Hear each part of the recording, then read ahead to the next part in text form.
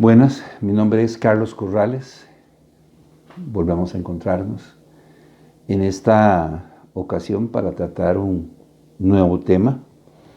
Hemos dispuesto a hablar del calendario profético de Dios. ¿Por qué? Bueno, ante la crisis moral y social que estamos viviendo, ante los conflictos armados que azotan al mundo, ante los constantes terremotos y maremotos y fenómenos naturales que se están dando en todo el mundo, las plagas, las nuevas enfermedades, el COVID-19, entre otros, surge una pregunta: ¿hacia dónde vamos?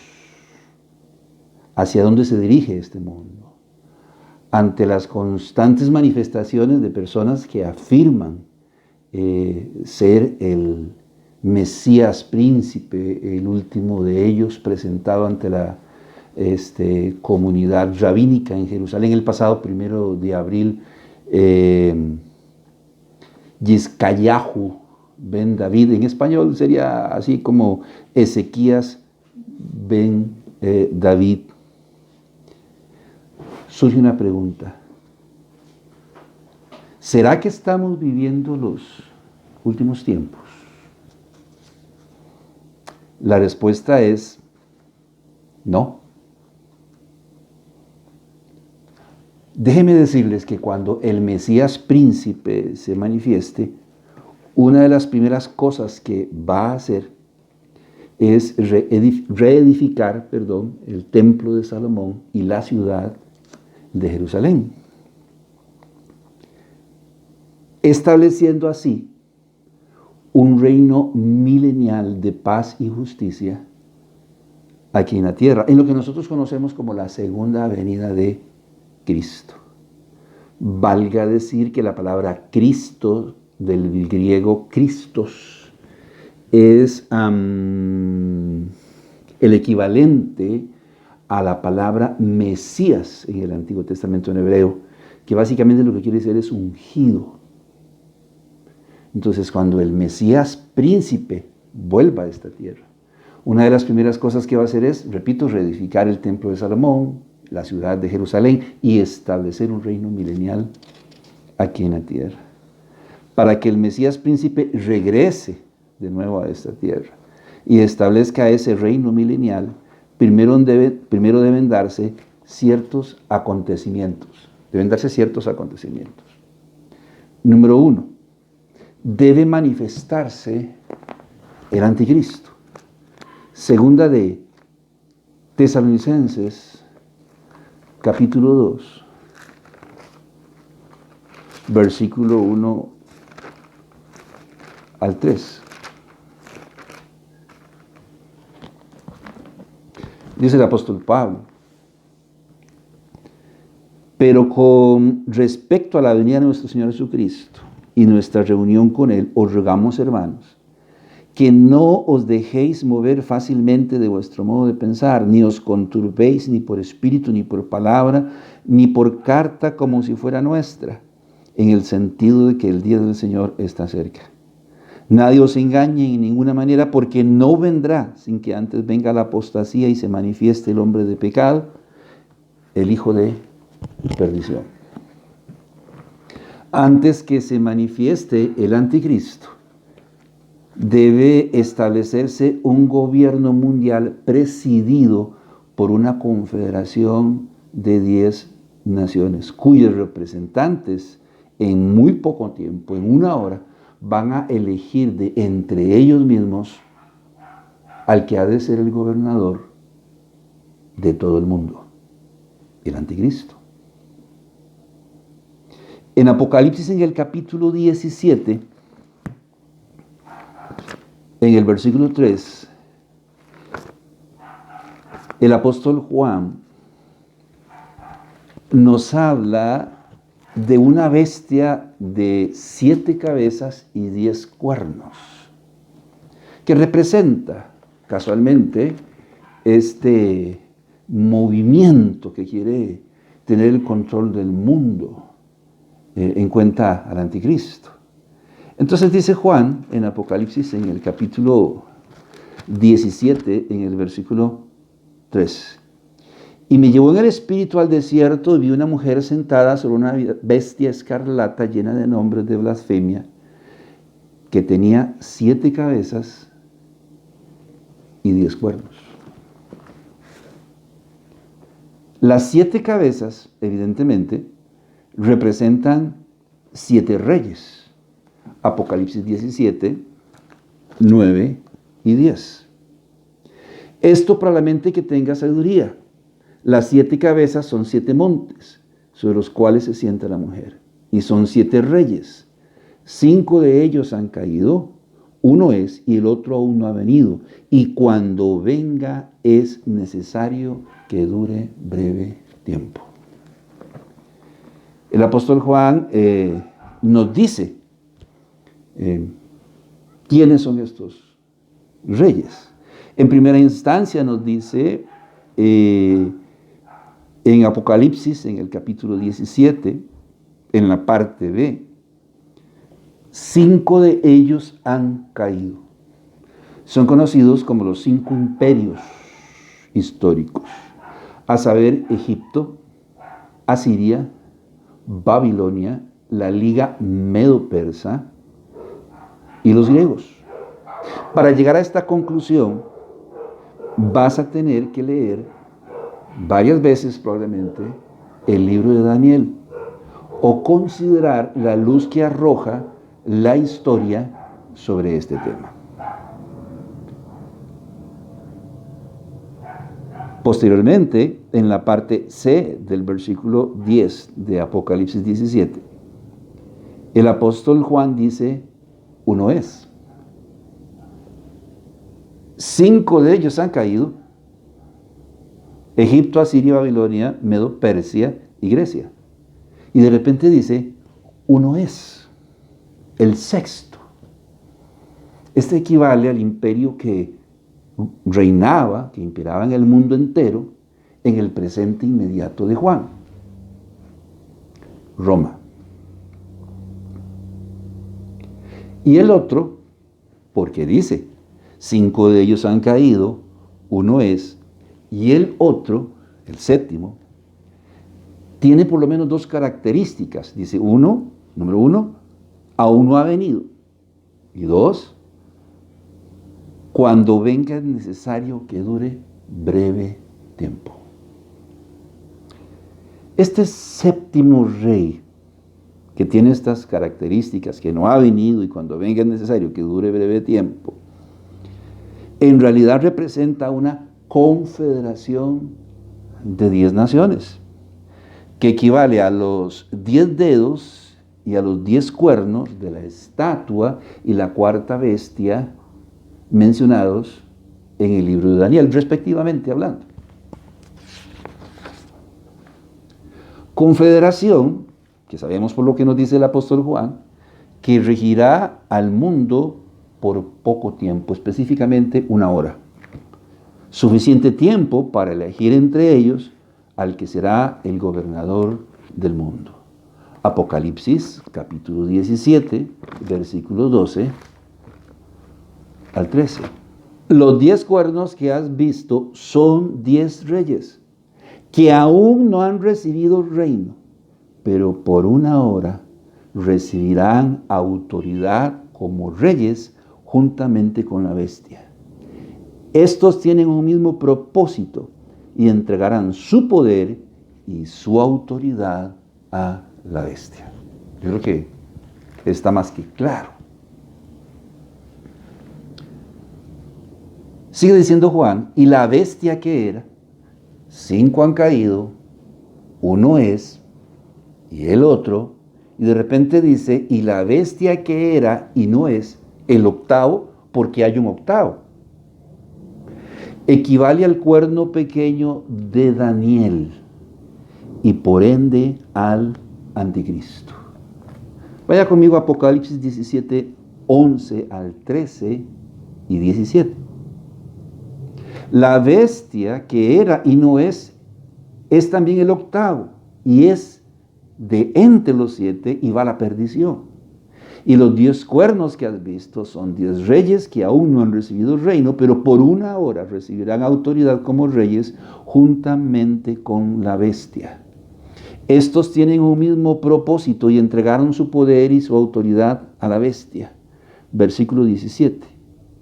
Porque Dios ha puesto en sus corazones el ejecutar lo que Él quiso, ponerse de acuerdo y dar su reino a la bestia hasta que se cumplan las palabras de Dios. ¿Está claro? Ahora bien, todo esto acontecerá durante los primeros 3 años y medio de la tribulación. La tribulación es un periodo de 7 años que se divide a su vez en 2 periodos de 3 años y medio. Bueno, todo esto va a acontecer durante los primeros 3 años y medio de la tribulación. El problema es que para que se den estos eventos, primero tiene que darse un evento: el arrebatamiento de la iglesia.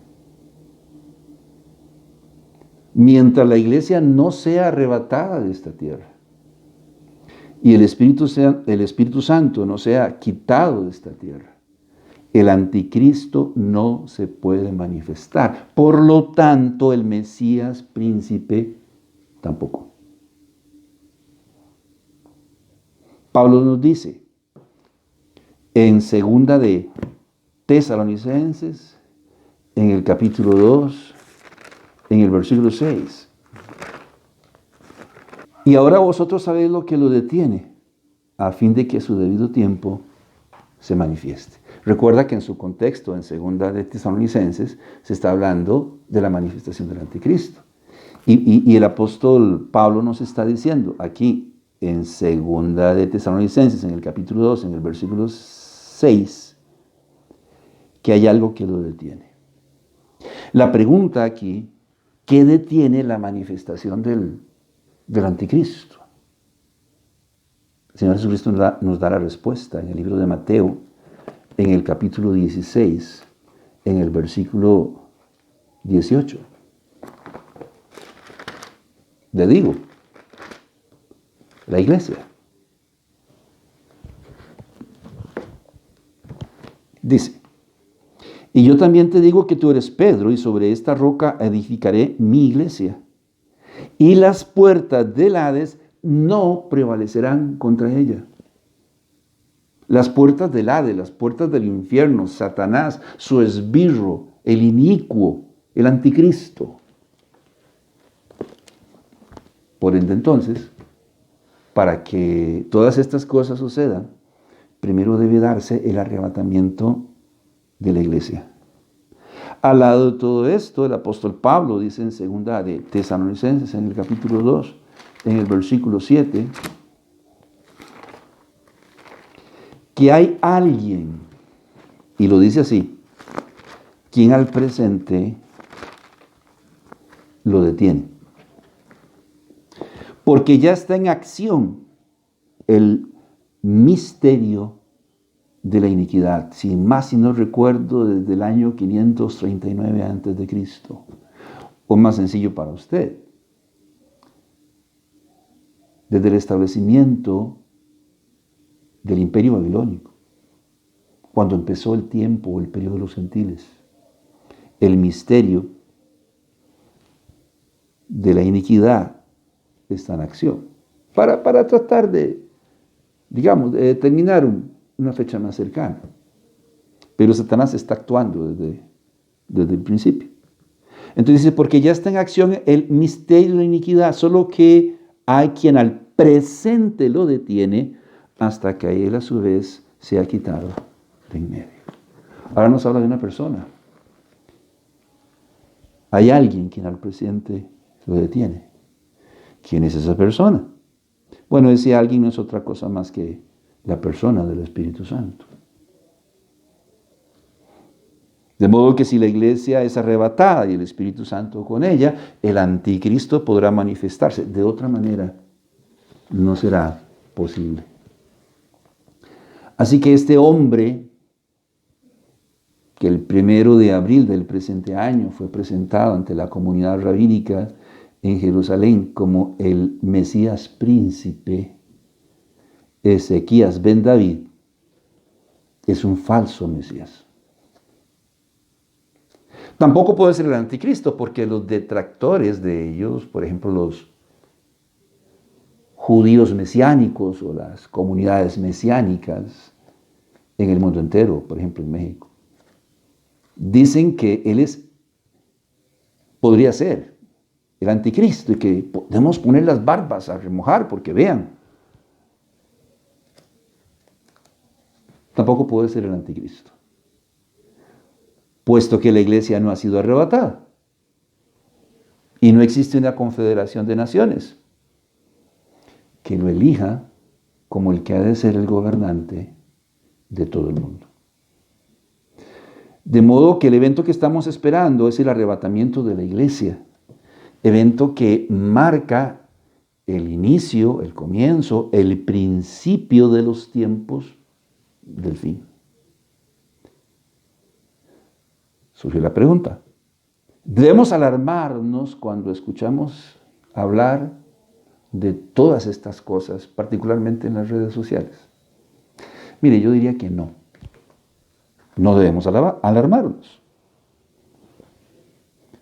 Yo diría que lo que tenemos que hacer es hacer conciencia y comenzar a leer las Sagradas Escrituras y a percibirnos hoy de hacia dónde vamos. Porque yo creo que todavía no sabemos hacia dónde vamos. Por lo menos eso es lo que se nos recomienda y lo que nos recomendó el Señor Jesucristo en el libro de Mateo, en el capítulo 25, en el versículo 13. Cuando Él nos dice: velad pues, porque no sabéis el día ni la hora en que el Hijo del Hombre ha de venir. Velad. El apóstol Pablo inclusive dice, va más allá, velad y orad. En 1 Corintios, en el capítulo 11, en el versículo 26, cuando el apóstol Pablo nos habla acerca de la celebración de la Santa Cena y nos da una serie de recomendaciones a la hora de ministrar la Santa Cena. Nos dice: así pues, todas las veces que comieres este pan y bebieres esta copa, la muerte del Señor anunciáis hasta que Él venga. Es bien sabido que cuando nosotros celebramos la Cena del Señor, estamos recordando los sufrimientos de Cristo, la muerte del Señor Jesucristo, la sepultura del Señor Jesucristo, la resurrección y la ascensión del Señor Jesucristo al cielo. Pero de repente el apóstol Pablo dice: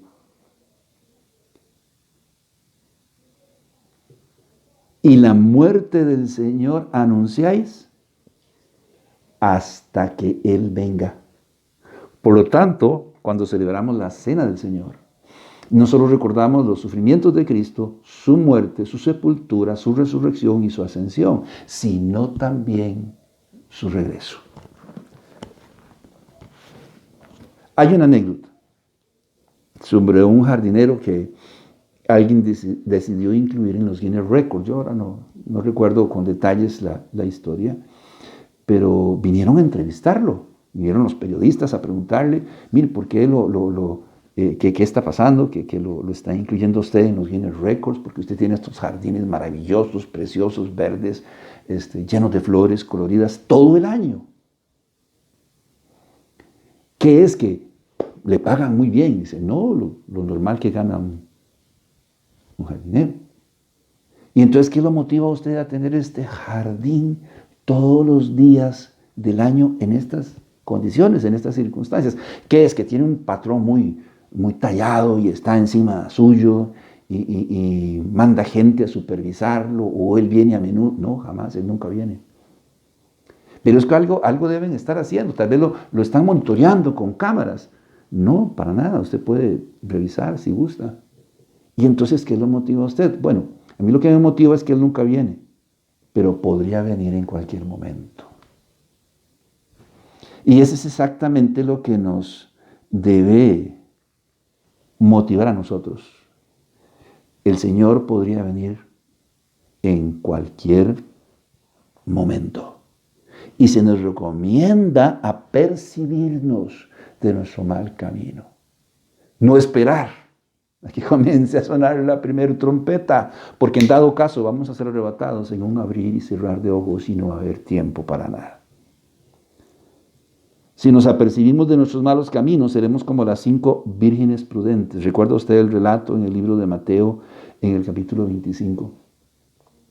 En realidad no eran 5 vírgenes, eran 10. 10 vírgenes que nos representan la iglesia. Estas 10 vírgenes eran damas de honor. Había una ceremonia de bodas. La novia es la que representa a la iglesia.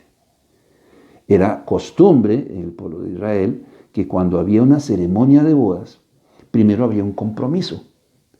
El novio y la novia se comprometían con un año de anticipación. El novio iba a hacer fortuna, tal vez comprar una propiedad, una casita, unas gallinitas ahí, unas ovejitas, una vaquita, pues le diera leche, y regresaba un año después a la celebración de bodas.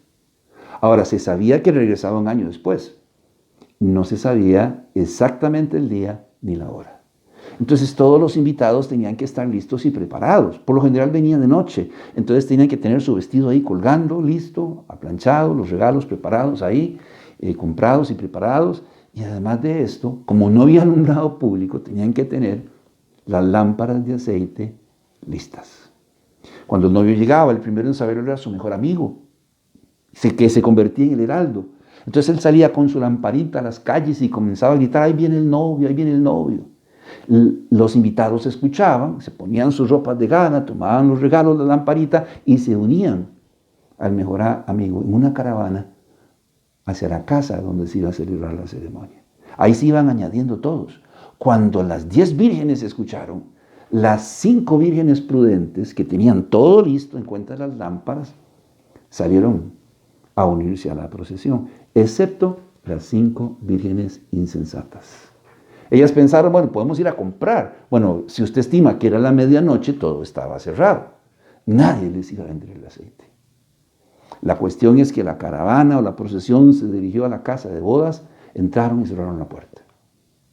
Ellas llegaron y comenzaron a llamar. Recuerde que no tenían costumbre de tocar la puerta, llamaban de viva voz: ¡Upe, ábrenos, ya llegamos! El novio se asoma, probablemente por una ventana,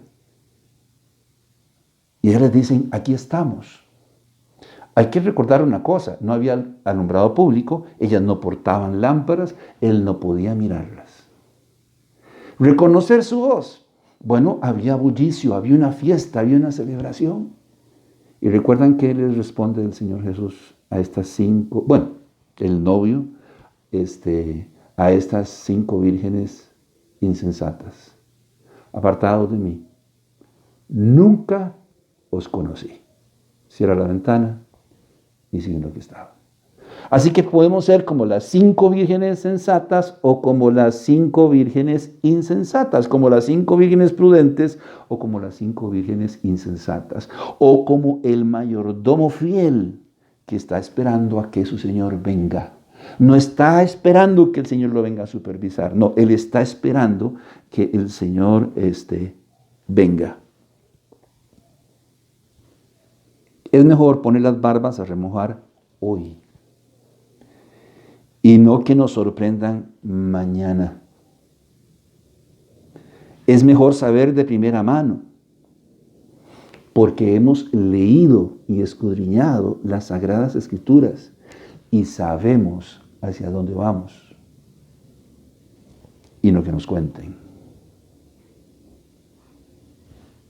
Es mejor prepararnos con tiempo y no que nos sorprendan. En dado caso, nadie sabe el día ni la hora en que el Señor ha de venir. Podría venir hoy, podría venir mañana. ¿Hacia dónde nos dirigimos? Bueno, déjeme darle una breve lista de lo que hasta el día de hoy conforma el calendario profético de Dios. Número 1, la palabra de Dios nos dice que el evento que estamos esperando en este momento que ocurra es el arrebatamiento. Es el evento que estamos esperando que suceda y, como ya dijimos, marca el inicio de los últimos tiempos. Inmediatamente después del arrebatamiento va a darse la tribulación. Se va a manifestar una confederación de 10 naciones que en una hora van a elegir de entre sí al que será el gobernador del mundo al anticristo. El anticristo va a establecer una administración de paz y justicia social, por lo menos durante 3 años y medio, de falsa justicia y paz social. Se va a manifestar también el falso profeta, su primer ministro. Van a reconstruir en su administración probablemente el templo de Salomón. Y exactamente a los 3 años y medio de su administración, el anticristo, que probablemente fue elegido como gobernante del mundo por 4 años, se va a dar un autogolpe y se va a proclamar emperador vitalicio de todo el mundo, o sea, mientras viva. Va a declararse Dios y Cristo y va a entrar al templo de Salomón y se va a sentar sobre la silla sacerdotal. ¿Qué va a encauzar esto? La rebelión de las naciones. Las naciones del mundo se van a levantar en armas en contra del anticristo para arrebatarle el poder. Y va a comenzar a darse una guerra de guerrillas y va a empezar el segundo periodo de 3 años y medio de la tribulación. Se van a manifestar los 2 testigos, los cuales son causantes de todas las plagas mencionadas en el libro de Apocalipsis. Al final del cual va a haber una guerra, la guerra de Armagedón. Y el mundo entero verá al Señor Jesucristo regresando en su segunda venida. Va a derrotar a todos los ejércitos del anticristo. Va a establecer un reino milenial de paz y justicia. Va a atar a Satanás por 1000 años. Ahora el templo y la ciudad de Jerusalén, que van a ser destruidos, serán reconstruidos por el Señor Jesucristo. Al final del milenio, o de este reinado de 1000 años, Satanás será desatado, reuniendo a Gog y a Magog y a un gran ejército para luchar contra el Cordero. En esta ocasión, de la boca del Señor saldrá fuego y los destruirá a todos con el poder de su boca. Inmediatamente las personas vivas o muertas serán llevadas al juicio del gran trono blanco. Ese es un juicio para incrédulos. Los creyentes serán removidos de esta tierra. Y esta tierra entonces será renovada por fuego. Y un evento que todos esperamos, las bodas del Cordero. Una ceremonia en el cual la iglesia y Cristo serán unidos por siempre. Posteriormente de que la tierra sea renovada por fuego, veremos la ciudad santa de Jerusalén descender del cielo. Entonces el Señor va a establecer un reino, no por 1000 años, sino un reino eterno en esta tierra. Para allá vamos. Pero si la iglesia no es arrebatada de esta tierra, ninguno de los demás acontecimientos puede darse. El anticristo no puede manifestarse y el Señor Jesucristo no puede venir. Aquí estamos y hacia allá vamos. Que Dios los bendiga. Muchas gracias. Por favor, envíanos tus preguntas y comentarios. Danos un me gusta y comparte este video con tus amigos. Gracias.